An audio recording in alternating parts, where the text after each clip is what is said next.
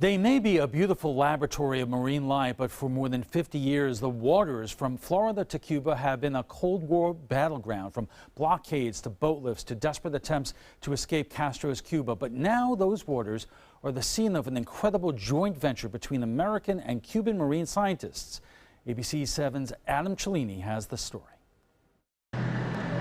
Havana, the capital city of Cuba, known for its ancient bright cars and buildings that make it feel like walking back in time. But few realize that time capsule extends off the country's shoreline and into the ocean depths. To me, it looks like what I remember the Florida Keys looking like in the 1970s. Mote researcher Bob Huter has made dozens of trips to the island as part of a partnership with Cuban scientists at the University of Havana. Along the way, they've done landmark research on the migration of rare longfin mako sharks, abundant in Cuban waters. But they also set out to prove another critical point. The Straits of Florida is not something that divides Florida from Cuba. It actually is something in terms of the animals that live in it. It's something that connects Florida with Cuba and makes for a highway back and forth. On land, the Obama administration also trying to reconnect those dots, restoring diplomatic relations with Cuba in December of 2014. Nino, get closer to the float! Months later, Mote's work in Cuba became the focus of a Discovery Channel special on Shark Week. But even more special for Huter and Cuban colleague Jorge Angulo was getting published in a peer-reviewed journal last month, an accomplishment nearly as rare as tagging a longfin mako. For me, my own experience dealing with all these issues have been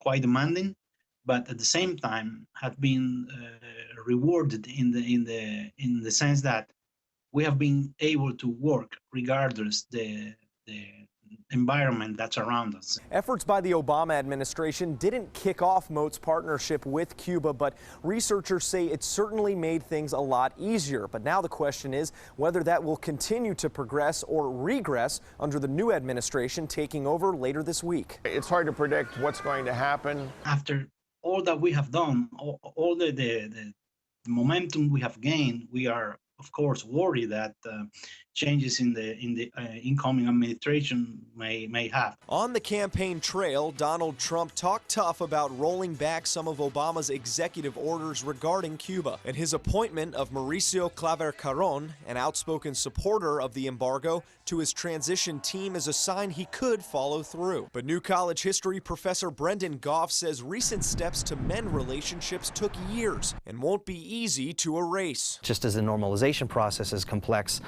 and has taken decades, any attempt at rollback, it's not going to happen with a magic wand or a snap of a fingers. It's just not. But even Goff admits it's hard to predict a president who has been so unpredictable. How much can you have a normalization of relations between any two countries if the presidency itself and the entire political culture of the United States itself is going through abnormal times? Whatever happens, scientists are reminding us nature doesn't follow politics.